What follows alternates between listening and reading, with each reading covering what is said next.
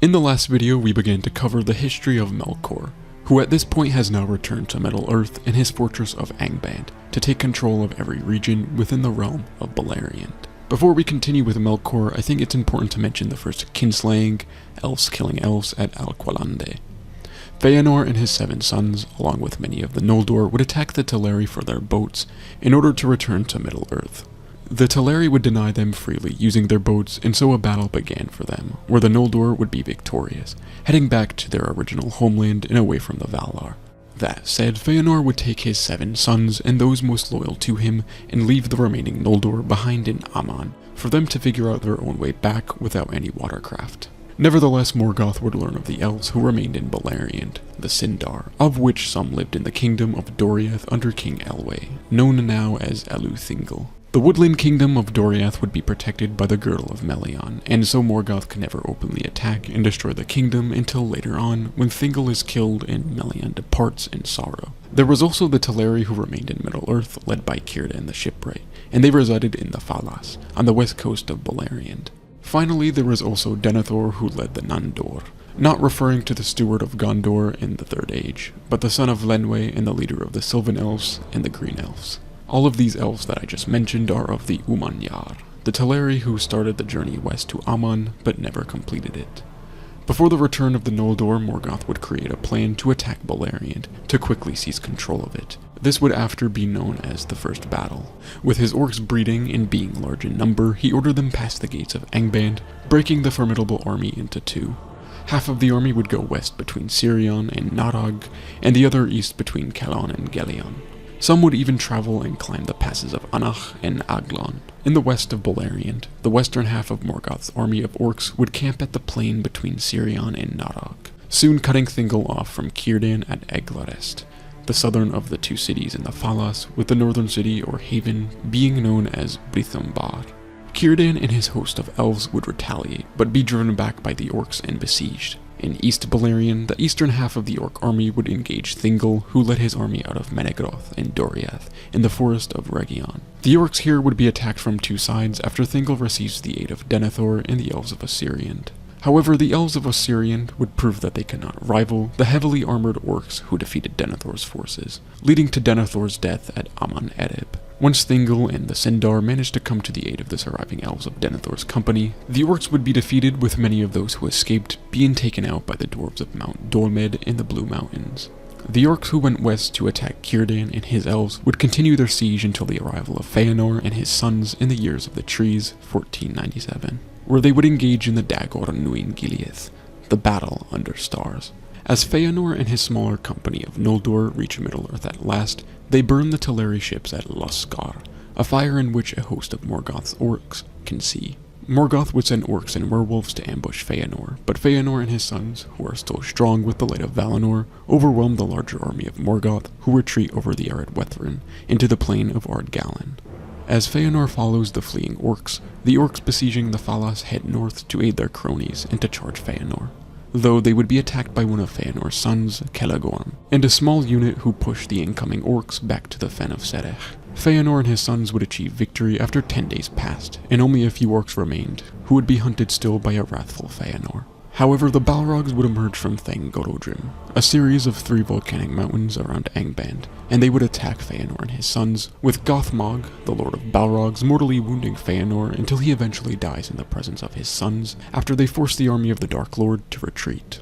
Sometime afterwards, Morgoth would send an offering of peace to Maithros, the eldest son of Feanor, who would take on the mantle of the High King of the Noldor. Melkor would also offer up a Silmaril, though Maithros would not trust him, and with good reason, for the Lord of Darkness was the master of deceit. Despite not trusting him, Maithros would bring a force with him to the rendezvous point to discuss terms. But Morgoth would bring one even greater and would capture Maithros, killing his entire army.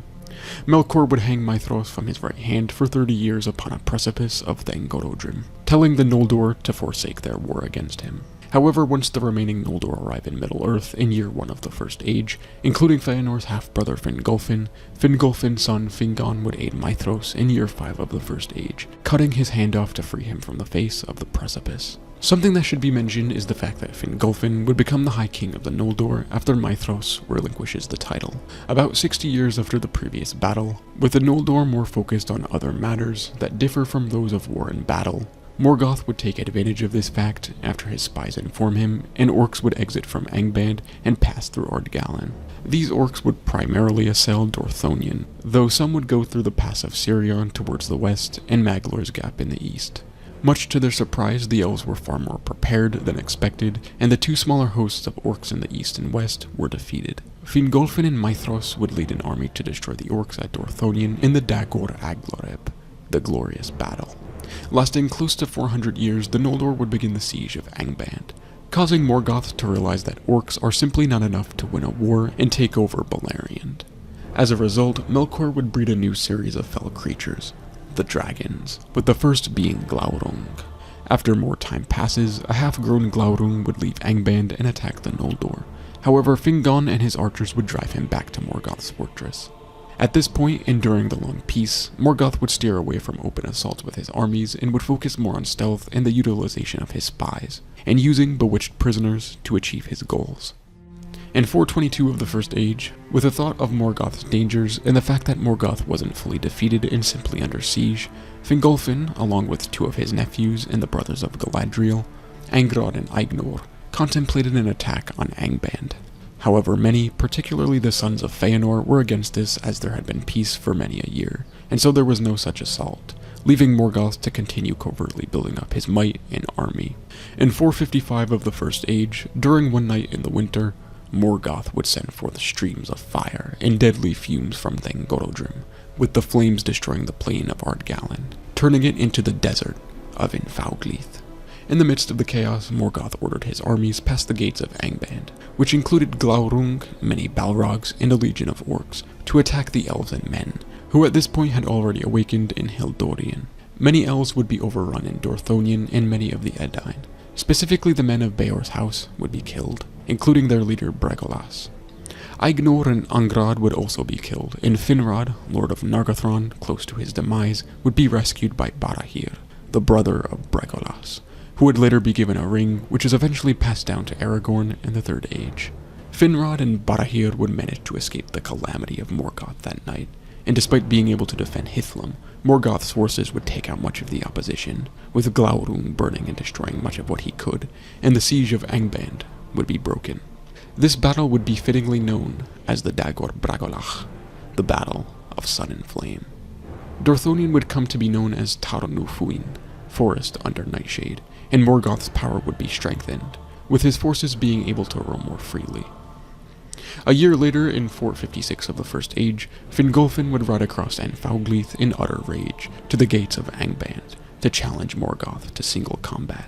Morgoth would accept the challenge. Despite being somewhat fearful, he could not decline battle in front of his captains, and so he exited to the front of Angband, with his iron crown holding the three Silmarils, and a great shield in one hand, and Grond in the other. Grond would be Morgoth's great hammer and the hammer of the underworld, not the battering ram in the Lord of the Rings. He would swing down the hammer, though Fingolfin would dodge out of the way, creating a mighty pit in the earth, and this would happen many times, and Fingolfin would strike Melkor 7 times, putting up a great challenge for even the Dark Lord. This of course would change as Fingolfin slowly begins to tire, and he stumbles in one of the pits created by Grond, leading to Morgoth pressing one of his feet on the body of Fingolfin, crushing him. But even then, before his death, Fingolfin stabbed his sword through the foot of Morgoth, a wound he would never forget. Before Melkor could throw the broken body of Fingolfin to his wolves, Thorondor, Lord of the Eagles, would swoop in and grab Fingolfin, scarring Morgoth's face in the process. Thorondor would bring the High King to a mountaintop where Turgon, Fingolfin's second son, would build a cairn over the body as a memorial to one of the greatest of the High Elves and the Noldor. Angband would not be approached again until 466 of the First Age, when two lovers, a man named Beren and an elf named Luthien, took on the task of obtaining a Silmaril for Luthien's father, Thingol. I won't get too into Beren and Luthien's story, a popular one amongst readers, but I do plan on making a video on it sometime in the future. Regardless, the two eventually make it to Angband after they cause Sauron to flee from Tol Ingaroth, with the help of the Hound Huan. Luthien uses her magic to disguise them, and they make it to the gates. However, they come across the greatest werewolf to exist, Karkaroth, the Red Maw. As Karkaroth continues his duties of guarding the gates, he notices Beren, Luthien, and Huan, and discovers that Beren is disguised as Draugluin, the first werewolf. That said, Karkaroth knows Draugluin to be dead, and therefore prepares to attack, knowing that he is being deceived. Before he can begin his assault, however, Luthien uses her aforementioned magic to put him to sleep, and so they enter Angband and arrive at Morgoth's chamber. Luthien would put Melkor and the entire chamber into deep slumber, allowing for Beren to use his knife Angrist to cut one Silmaril from Morgoth's iron crown. The knife would be no more after the first Silmaril is removed, preventing Beren from obtaining all three. To their misfortune, as they exit Angband, Karkaroth would arise from his rest and bite off Beren's hand, the one holding the Silmaril.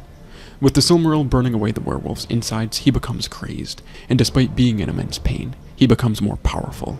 He would flee from Angband and destroy everything in his path, killing all who come across him. He would eventually be hunted down to Doriath and killed in combat by Huan, though Huan would also perish after the battle from his wounds. The Silmaril would be recovered and given to Thingol, the very Silmaril Morgoth would never possess again. After Morgoth sends forth a plague from Angband that attacks the regions around Enfauglith, such as Dor-lómin for instance, and it kills many including Húrin's 3-year-old daughter, La-Lyth, the fifth battle would soon begin. The Nir-Naiath, Ar-Noediad, the battle of unnumbered tears. After the defeat the elves and men suffer in the dagor-nuin-giliath, the Noldor would be reduced in number and lose control of a lot of their camps and territory in the north, being composed primarily of outcasts residing in Nargothrond and Hithlum. In addition, King Turgon and the people of Gondolin would for now stay confined in their hidden kingdom. Maithros would eventually hear of the actions of Beren and Luthien and come to the conclusion that after everything, Morgoth isn't entirely unstoppable. He would begin planning an attack against Angband before Morgoth took out the remaining hosts little by little, and in 468 of the First Age, he would form the Union of Maithros. This army would consist of all of the elves in Beleriand who would fight, the Edain, who are the men who fought alongside the elves in many battles, the dwarfs of Belegost, and even the Easterlings. Maithros' cousin Fingon of the Noldor would be fighting, and his brother Turgon would bring 10,000 soldiers from Gondolin to aid them against Morgoth's forces. Mablung and Beleg Strongbow would come from Doriath to assist Maithros as well, though King Thingol would not leave his kingdom despite allowing Mablung and Beleg to join the Union.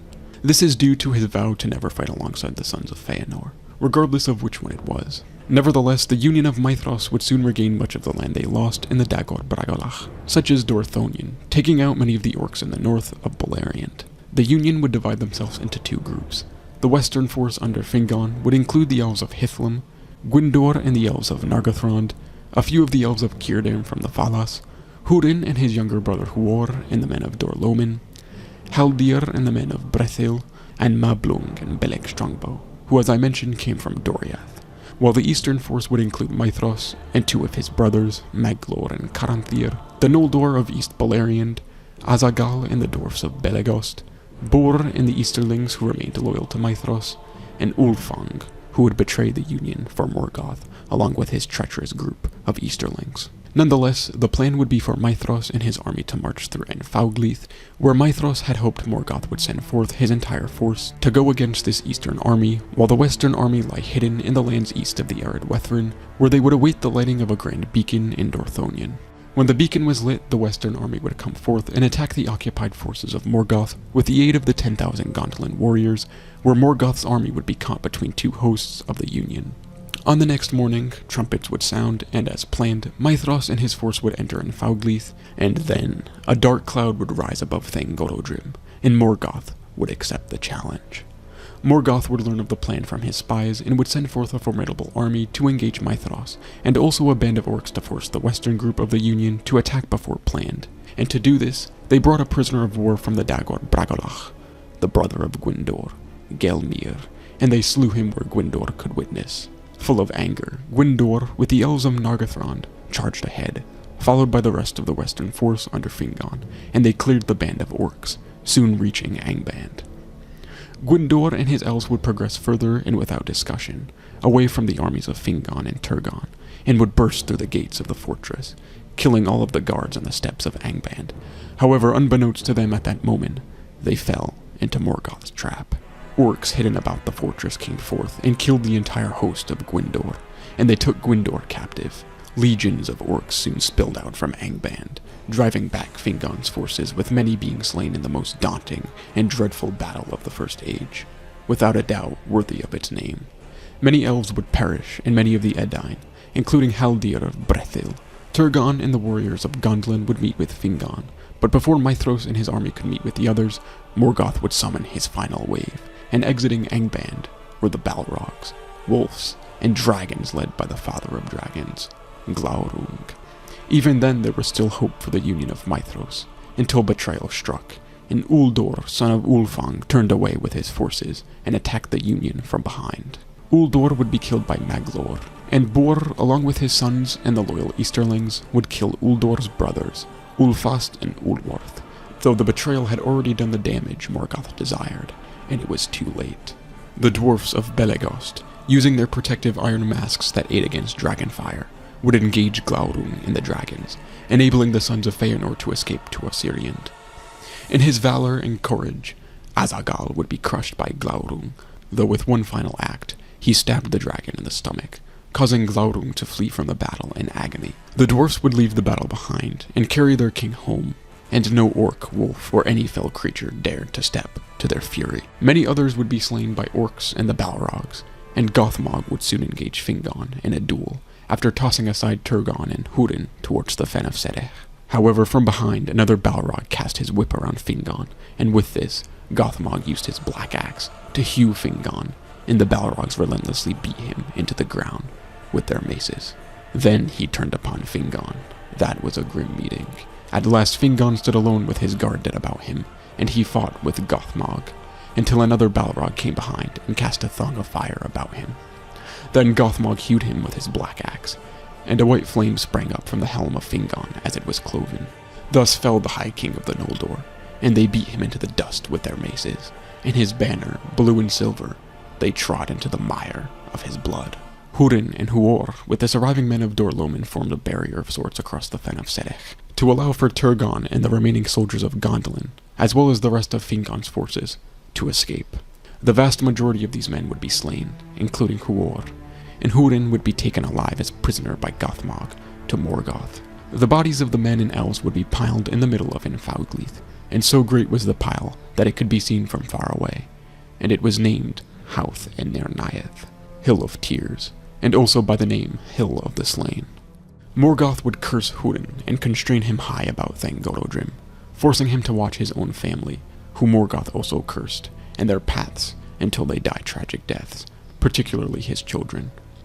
Morgoth would free Húrin after their deaths to use him in order to locate the general vicinity in which the location of Gondolin was hidden, the last threat to Morgoth's reign over Beleriand, as Doriath would fall after King Thingol is killed over greed by the dwarfs of Nogrod, and Melian his wife departs the kingdom, causing the girdle to fall, leaving the kingdom vulnerable, which resulted in the sacking of Menegroth. The servants of Morgoth would roam freely, the havens of Falas would be sacked, and the sons of Feanor scattered. Little hope now remained for the peoples of Beleriand after the devastation of the Nirnaeth Arnoediad. To make matters worse, after the betrayal of Maiglin, son of Eol the Dark Elf, the location of Gondolin would be given to Morgoth, and his armies attacked Gondolin with everything they had, and despite losing Gothmog, and Glaurung as well in a different event, Morgoth would now have complete control in the north of Beleriand, and Turgon was dead. However, Turgon's daughter Idril would escape with Tuor, son of Huor, along with their son Eärendil, the last hope for Middle-earth. Later on, Eärendil would marry Elwing, and they would have two sons, Elrond and Elros. With the help of Círdan the shipwright, Eärendil would construct his famous ship, Vingilot, and would sail across the waters west of Middle-earth to Valinor, with the Silmaril Thingol once held upon his brow, seeking aid from the Valar. The Valar would take counsel and would be convinced by Eärendil's plea for help against Morgoth, and would soon begin preparing the army of the west, including elves of the Vanyar and of the Noldor who stayed behind in Aman, as well as some of the Maiar, for war. Eärendil and his wife with him would not be punished for stepping foot in Valinor because they came out of the love for the children of Ilúvatar, and also because Eärendil possessed some elvish blood, but they could never step foot back into Middle-earth. However, Eärendil, with the Silmaril still on his head, would be able to assist the armies against Morgoth in his flying bow that was hallowed by the Valar, enchanted and made holy to combat the darkness of Melkor. In 545 of the First Age, the army of Valinor would arrive in Beleriand, and Morgoth would send forth his entire legion against them in the War of Wrath. Despite the army of elves and the Edain presumably losing many, several battalions of orcs would be slain, and many Balrogs would perish, besides the few who fled deep underground. And Earendil, backed by Thorondor and the Eagles, would slay the mightiest dragon to ever exist, and Calagon the Black. Angband would be charged and destroyed, and Morgoth would be captured with the chaining Gainor, and thrown into the timeless void without parley, and without the two other Silmarils. These two Silmarils would be stolen from Eonwe by Maithros and Maglor, with Maithros thrusting himself into a chasm of fire, with the pain of the Silmaril burning his hand, and Maglor would cast the other into the depths of the sea. Beleriand would be mostly destroyed after the war, and it would sink into the sea, and the Edain who fought alongside the elves would be gifted by the Valar with their own chunk of land, which was raised from the sea by Ulmo. This would be known as Númenor. With the ushering in of the Second Age and the fall of the First Lord of Darkness, a new Dark Lord would rise. Sauron, the enemy, the deceiver, the ringmaker. I hope you guys enjoyed this video. It's definitely a long one, but I think it's a good way to wrap up the history of one of Tolkien's most important characters. Anyhow, have a great day. See ya.